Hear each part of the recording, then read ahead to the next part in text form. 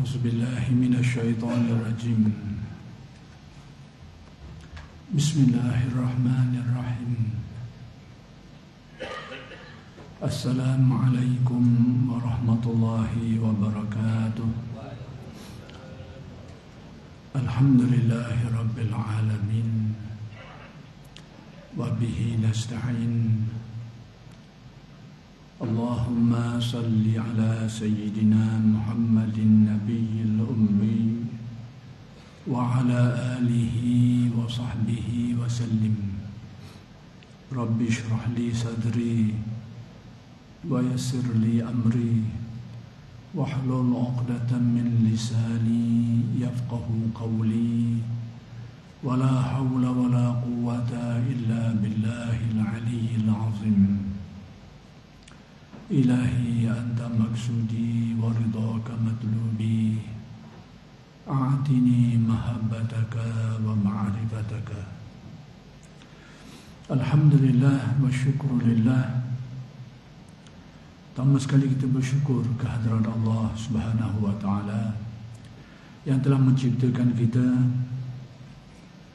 memanjangkan umur kita dan mengurniakan kepada kita nikmat-nikmatnya yang sangat banyak, zahir dan batin. Mudah-mudahan segala nikmat-nikmat yang dikurniakan itu sentiasa dikurniakan kepada kita dan dijadikan kita orang yang bersyukur. Mudah-mudahan dengan berkat syukur Allah Subhanahu wa ta'ala menambahkan lagi kepada kita nikmat-nikmatnya lain.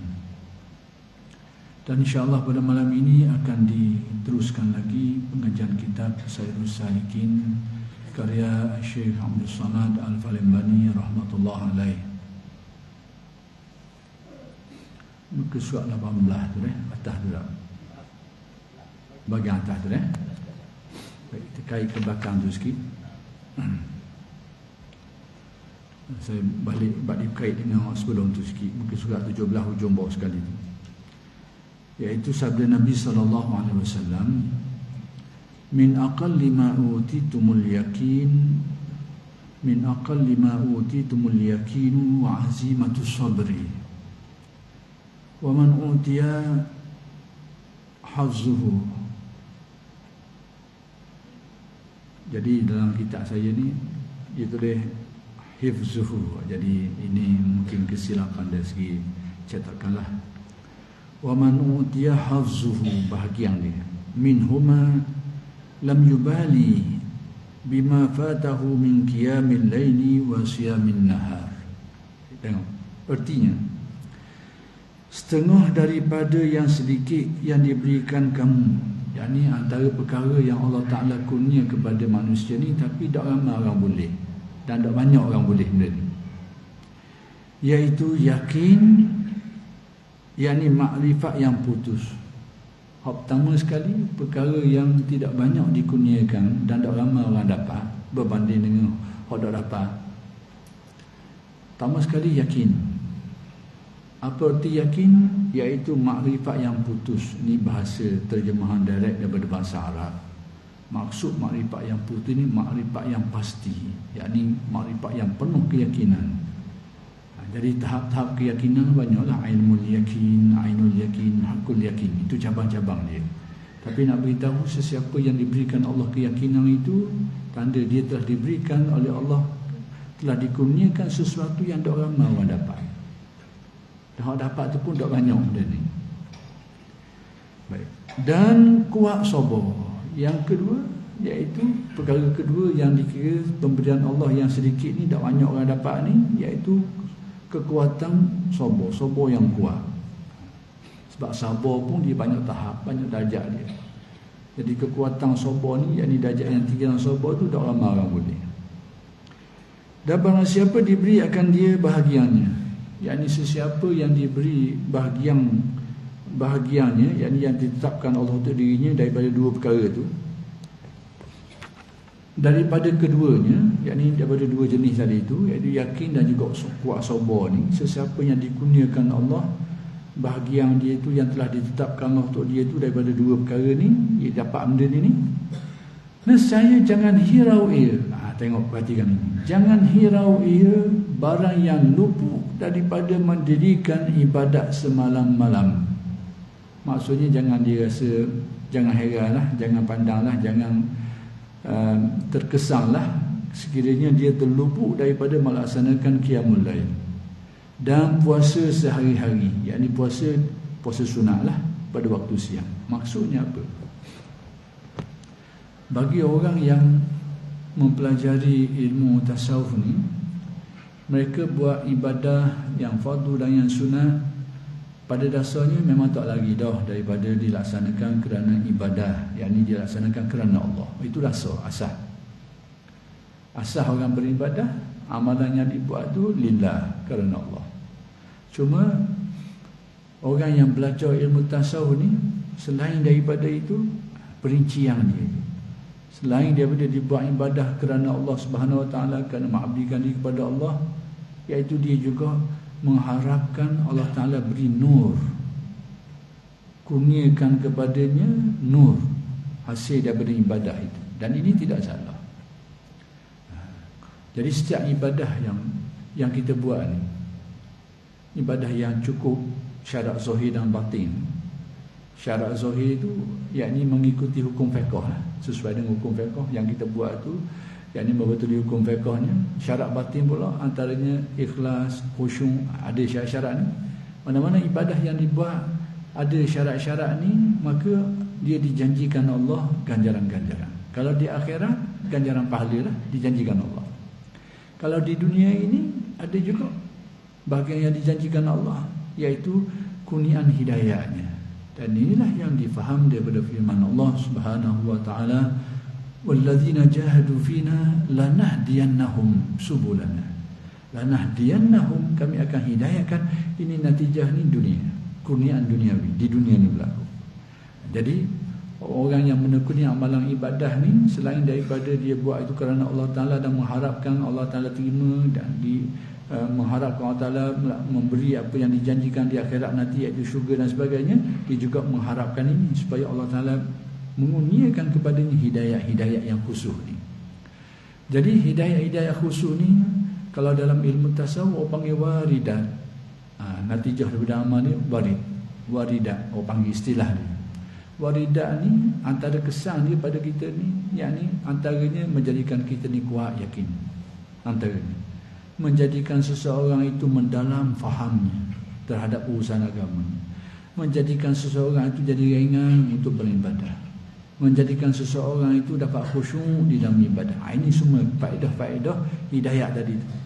Antaranya menjadikan seorang itu menjadi rajin untuk beribadah, ikhlas beramal. Semua itu natijah-natijah daripada amal-amal yang dibuat, yang disebut sebagai waridat. Dan banyak lagi dah jenis-jenis waridat yang lain, termasuklah keyakinan dan kuat sabar ni.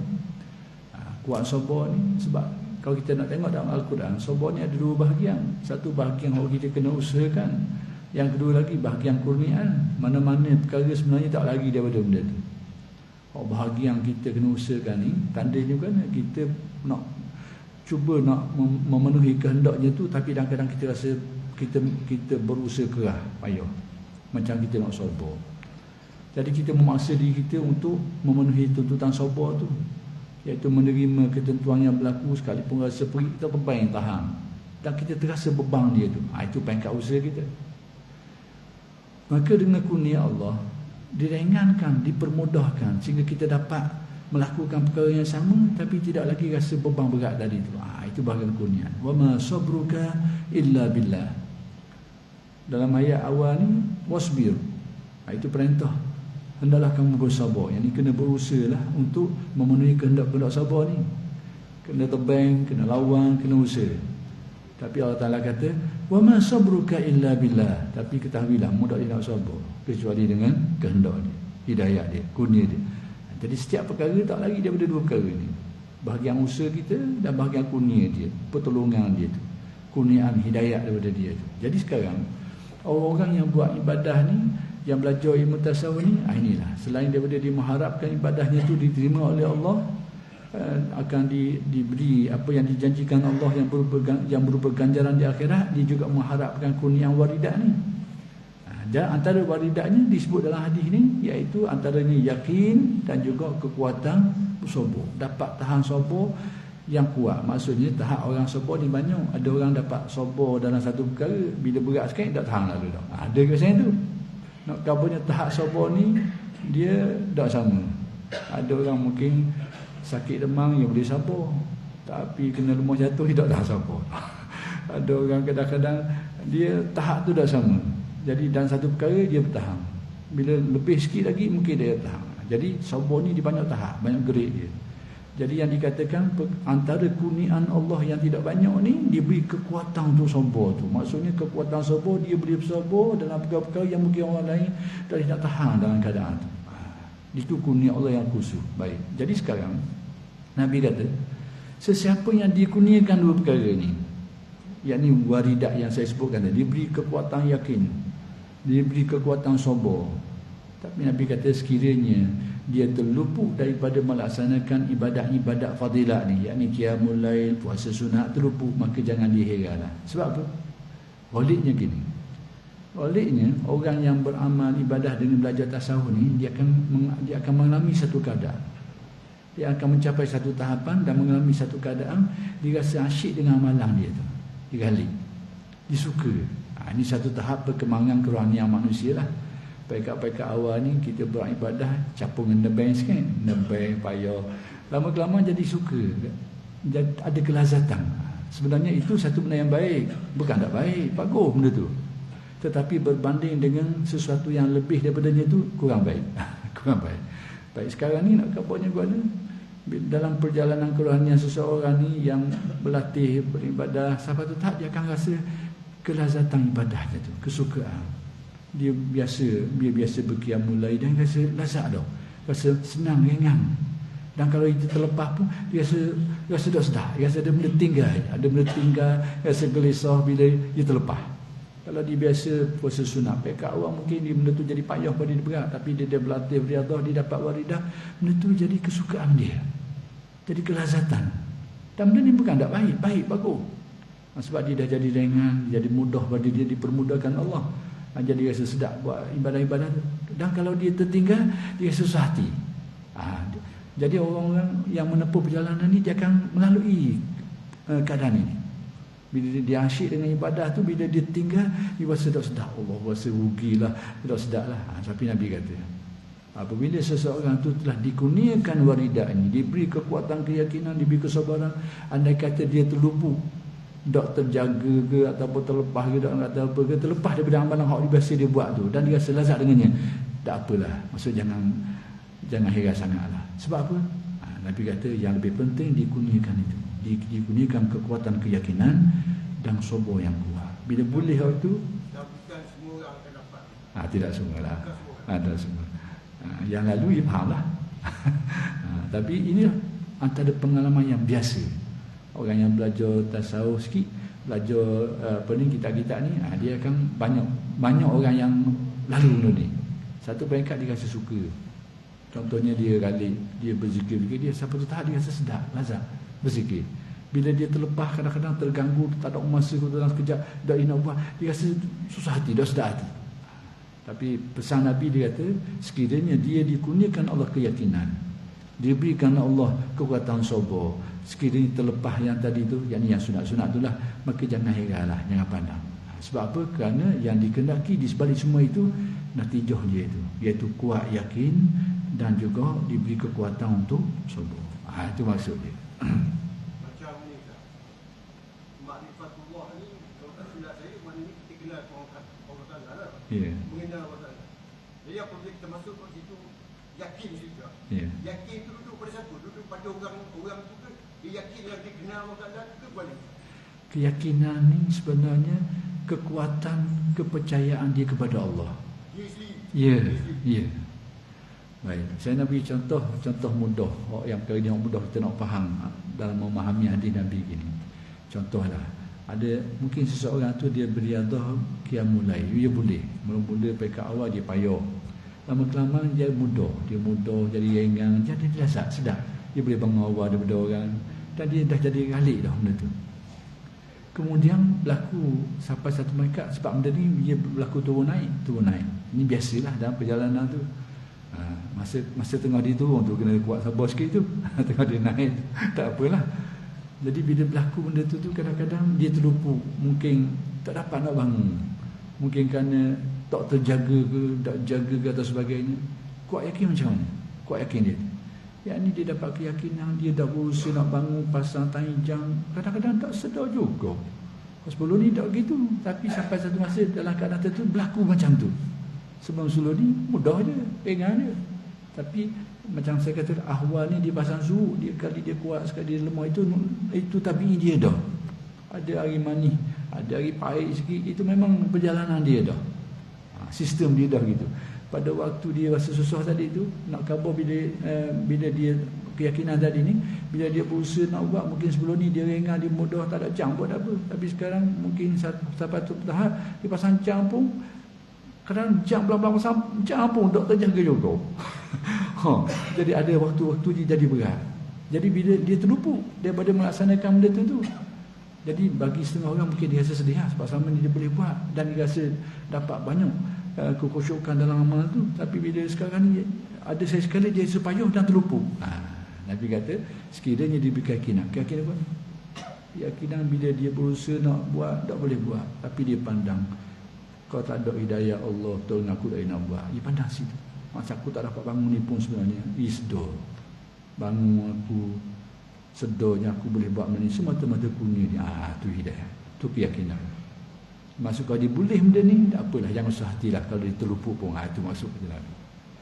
Tapi kalau dia tak ada benda ni, mungkin dia akan gelisah. Allah, sayang sungguh apa. Itu tadi.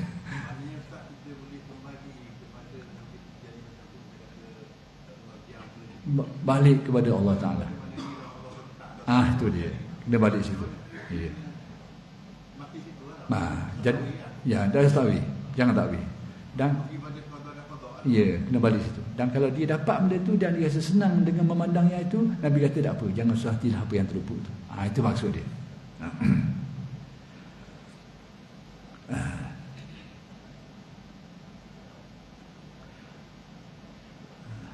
Dan lagi ditanyai oleh orang akan Nabi SAW daripada kesempurnaan iman.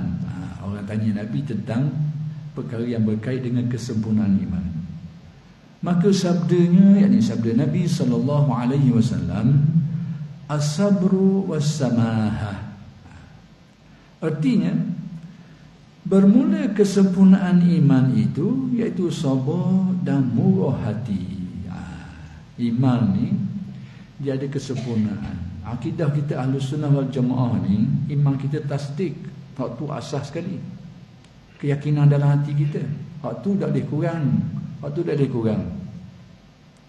Kurang merosakkan. Hukum iman 6, cahaya 5 je. Tak ada pakar-pakar. Bab keyakinan ni hak tu tak boleh kurang. Bab keyakinan mesti lengkap. Percaya kepada Allah Ta'ala bersifat antaranya sifat kesempurnaan Allah tu 20 sifat ke, janganlah kurang. Kalau se ke pasal tak percaya se, tak pakarlah. Itu kena lengkap. Bab keyakinan itu mesti kena sempurna. Bab keyakinan tasdik, kerana itu dasar iman. Jadi ini menurut faham Ahlus-Sunnah wal Jamaah. Adapun amalan itu syahadah ni pembuktian supaya orang tahu kita ni beriman, kita bersyahadah. Jadi syahadah itu perakuan supaya orang tahu orang itu orang bersyahadah, orang beriman. Bagaimana dengan orang yang tidak bersyahadah dan dia ada keyakinan itu dia mati? Menurut ulama Ahlus-Sunnah, ulama-ulama pendapat mereka ni, orang ni diterima di sisi Allah Ta'ala. Kecuali dia disuruh bersyahadah, dia tak ambuh. Itu dia ingkar. Itu cerita lain. Masalah dia buat diam-diam. Dia yakin sungguh apa-apa yang menjadi keyakinan orang Islam ni, dia percaya sungguh. Cuma tingkali tidak syahadah depan orang, tidak sebut. Yang jenis ni kata sebagian ulama-ulama pada ulama usuluddin ni, dia kata dia ni dikira mukmin di sisi Allah Taala. Dari segi iman itu diterima. Kecuali saya kata tadilah isu ni dia ingkar lah, suruh syahadah dia tak mampu.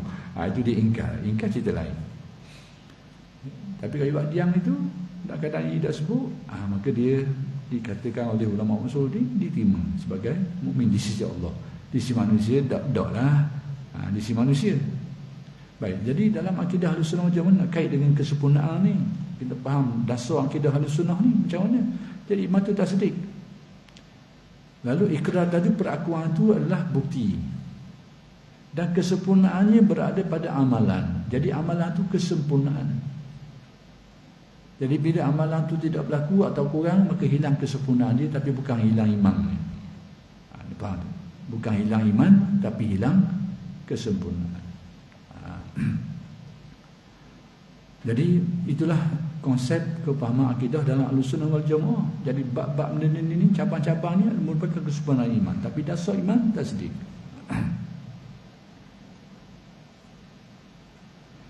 Jadi sekarang Nabi, pernah orang tanya Nabi tentang kesempurnaan.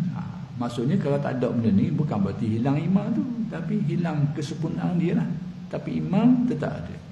Baik, macam mana? Iaitu Nabi kata as-sabru was-samahah. Antara kesempurnaan iman itu adalah sabar dan murah hati. Yakni antara iman yang kuat ni, sempurna ni, dia akan membuahkan sifat sabar dalam hati orang tu. Bila iman tu kuat, semakin sempurna, semakin baik, dia akan menjadikan orang tu ada sifat sabar. Yang kedua, akan menjadikan hatinya itu, samahah ni diterjemah di sini sebagai murah hati. Samahah ni pun ada makna lain lagi, yakni dia pemaaf, tak berdendam dengan orang, tak musuh dengan orang. Ini samahah.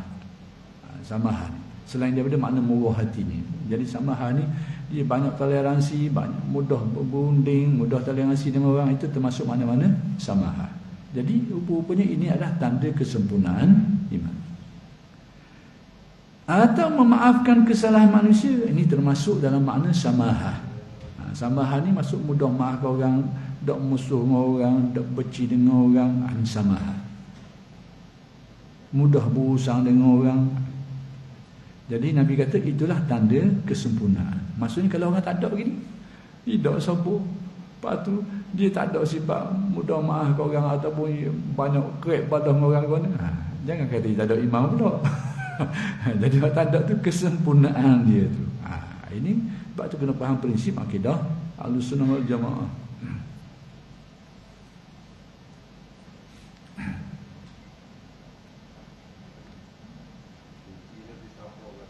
Ya, tu. Sebab tu dikata sini separuh iman. Macam-macam boleh jadi berlaku.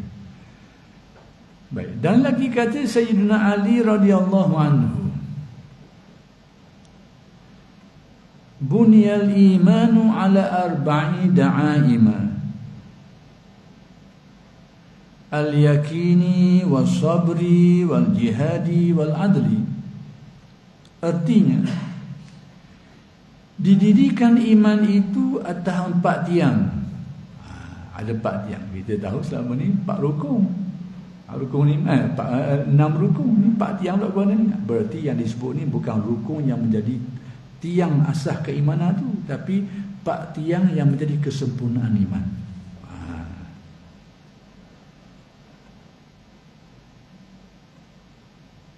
Atas 4 tiang, 4 tiang.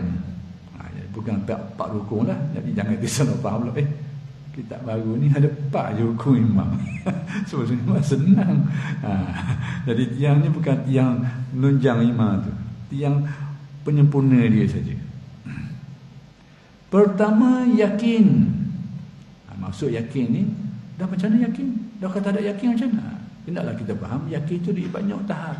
Yang dimaksudkan yakin di sini tingkatan keyakinan tu, bukan usul keyakinan, dasar keyakinan tu. Kalau tak ada keyakinan awal, memang rosak habis iman tu. Jadi yang dimaksudkan keyakinan di sini adalah tahapan tingkatan keyakinan. Jadi kalau tak ada tu iman tu jadi lemah. Kalau tingkatan keyakinan tu lebih tinggi, maka lebih sempurna. Itu maksud dia. Bukan usul dasar keyakinan tadi tu ilmu yakin. Tu tak ada, memang iman pun tak ada tu. Jadi yang pertama sekali yakin, yakni makrifat yang putus. Jadi maksud makrifat yang putus ni, yakni keyakinan yang pasti, yang tidak ada sebarang keraguan lah. Paling kurang sekali minimal ilmu yakin. Maka baik lagi dia akan jadi ainul yakin, jangan jadi hakul yakin. Kedua, tiang yang kedua sabar. bersabar. Jadi rupanya sabar ni tu macam tadi lah. Ni sabar ni benda yang bukan ringan, benda yang penting sebab dia merupakan antara tiang kesempurnaan iman. Sebab kalau kita tengok hal-hal keagamaan kita ni, kalau tak ada sabar memang dah jadi kakak. Saya nak faham. Sama nak buat perintah agama ke, nak menikah larangan ke, benda tu semua perlu sabar. Pada satu peringkat kita perlu.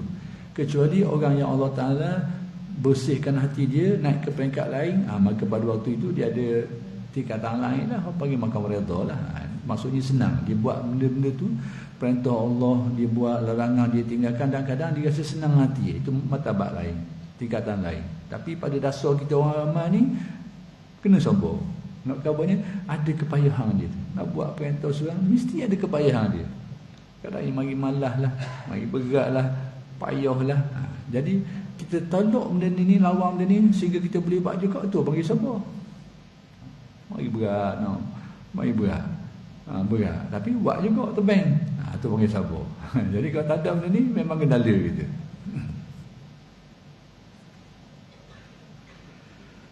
Yang ni sabar daripada segala kesakitan dan kesusahan.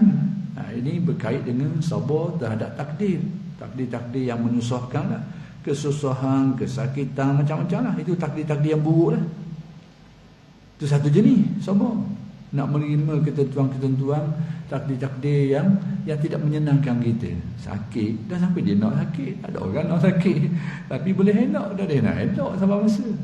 Kalau boleh elok, tak ada hospital tu. Boleh elok, tak ada orang nak sakit.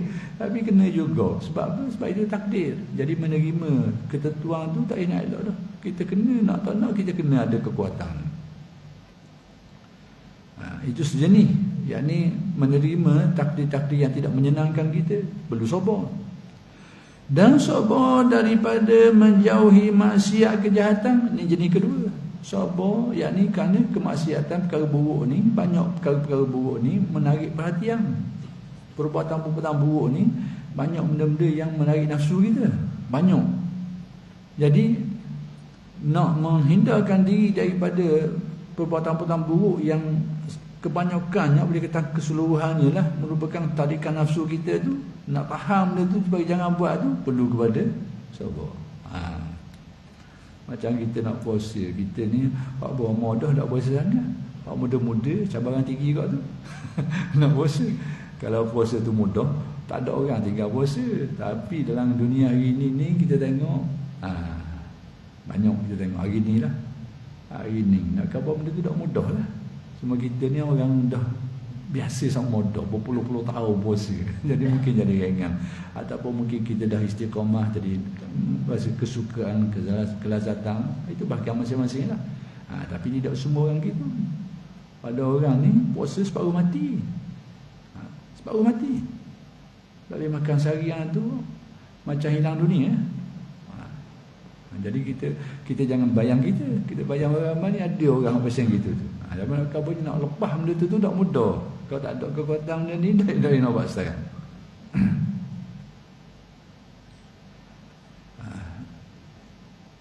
Dan sabar daripada menjauhi maksiat kejahatan.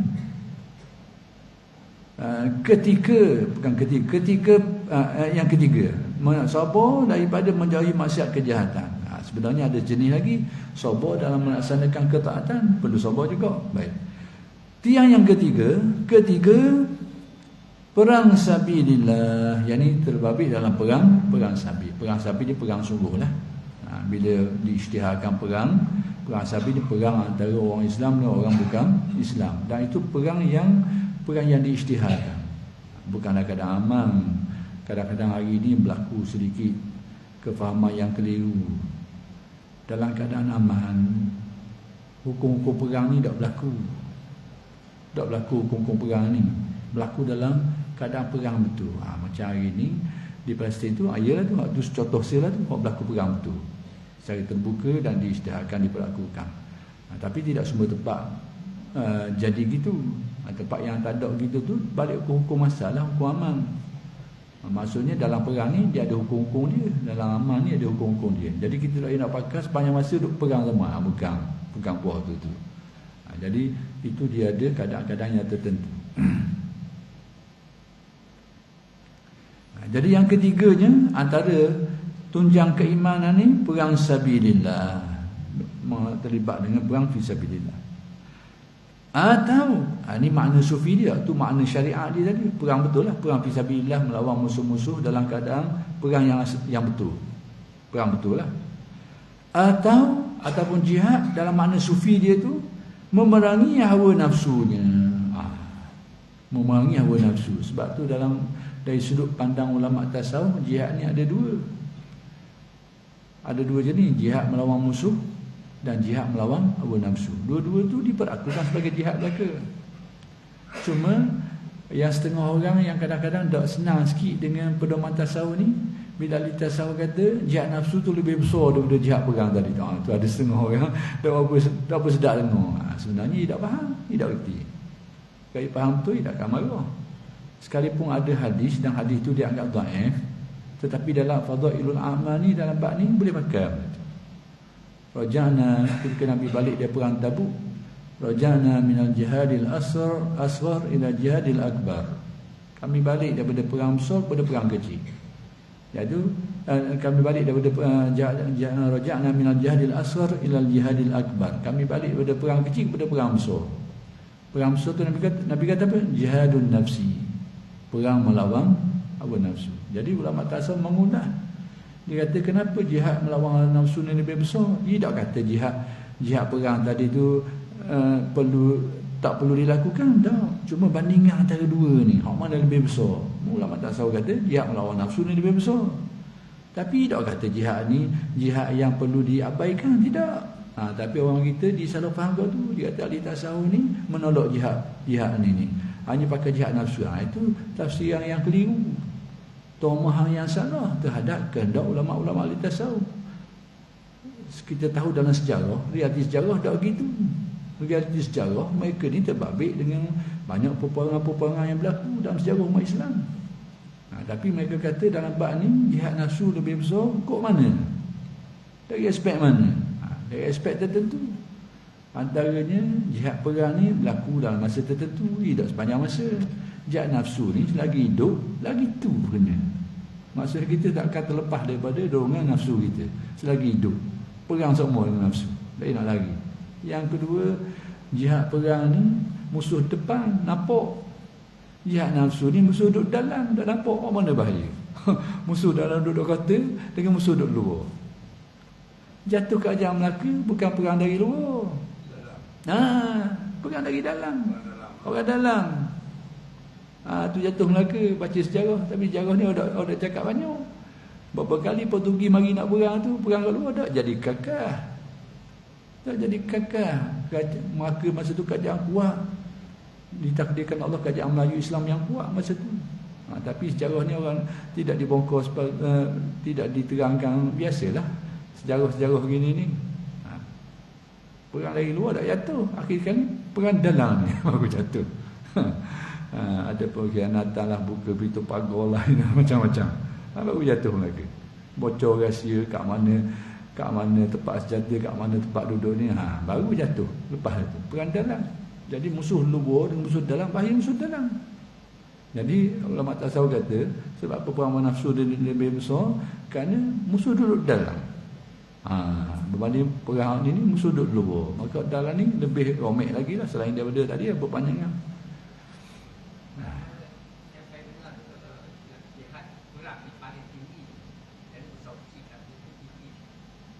Itu.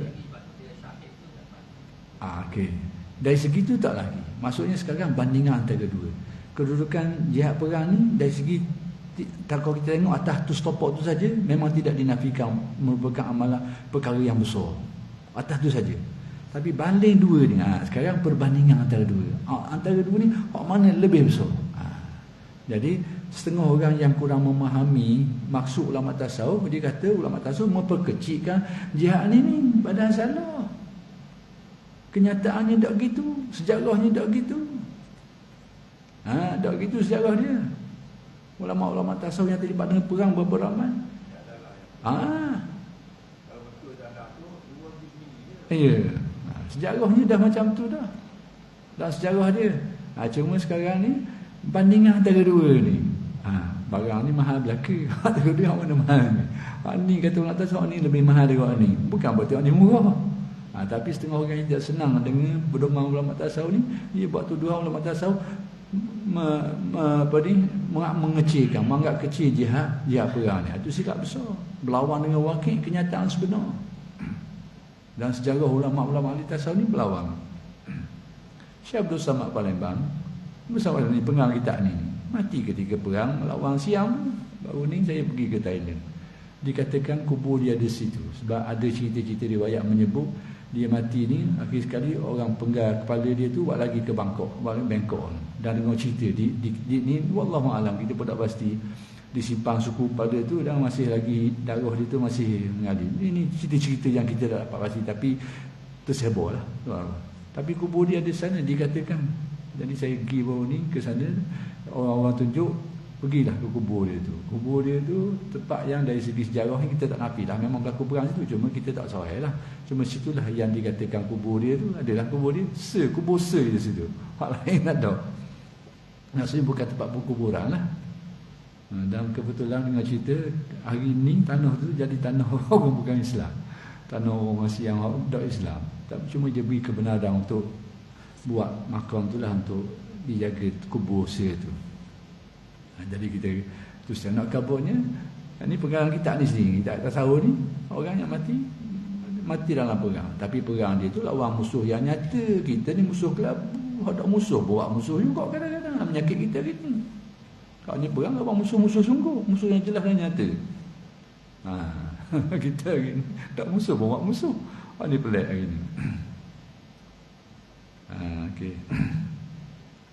Jadi nak kembali kepada hadis tadi tu, masih dikatakan sini adalah jihad memerang. Tadi yang ketiganya perang sabilillah. Perang sabilillah ni jihad tadilah. Itu makna syariat, makna zahir. Tapi Tok Syekh ni, Syekh Abdul Samad ni, dia masuk juga makna sufi dia dalam makna jihad tu, iaitu jihad memerang hawa nafsu. Jelas tu dah. Jadi bukan berarti ahli tasawuf ni pandang kecil jihad tadi tu. Ada. Sekarang ni perbandingan antara dua. Mana yang lebih besar? Dan melawankan dia, yakni melawan hawa nafsu. Payah. Ada hadis Nabi sebenarnya yang menjadi sandaran kepada ulama tasawuf. Dia kata gini, ada sahabat tanya, kenapa ahli tasawuf menyatakan macam tu jihad nafsu ni lebih besar daripada jihad perang ni, banding antara dua tu. Tapi bukan dua-dua tu kecil dah. Kerana satu ketika orang pernah tanya Nabi, ara'aita man ghaza yaltamisul ajra wa zikra. Ya Rasulullah, beritahu aku, khabarkan kepada aku tentang kedudukan orang yang terlibat dengan perang sabil. Ghaza ni ghazwah lah, terlibat dengan perang sabil betul ni, perang senjata ni. Tapi yaltamisul ajra wa zikra, dia perang, terlibat dengan perang, tapi tujuan dia, maksudnya nafsu dia tak gitu. Nafsu dia yang dicari, yang dia nak al-zikra, al-ajra wa zikra. Dia nak upah, dia nak ganjaran, mungkin sama ada upah orang bayar dia ke, ataupun nak rapasan mata perang ke, tak kira lah, dia nak benda tu. Wa zikra, dia nak nama, kemasyhuran. Supaya orang tahu dia terlibat ni, dia babir ni. Dia nak dua perkara tadi.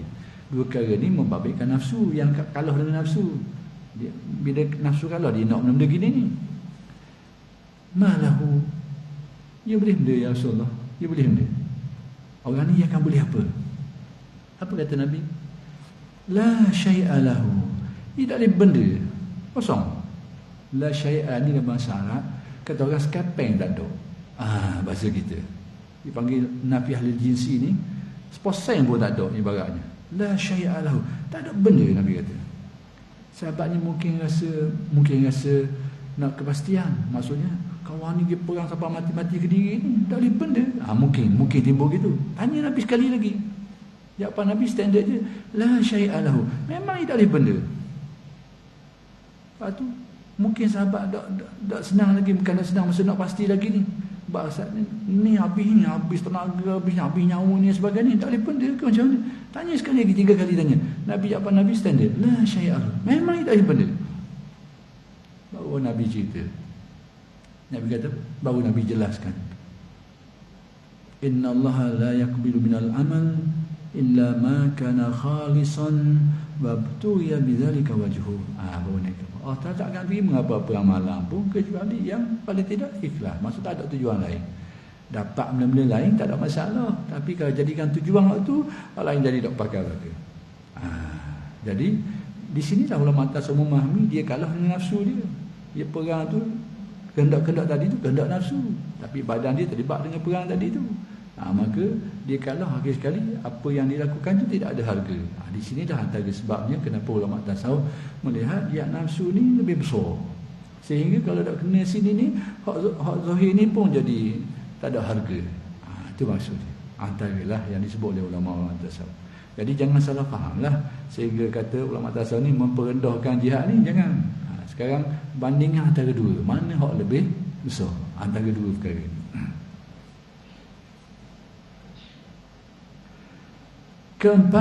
Yang keempat antara tiang yang keempat ni, adil akan segala rakyatnya.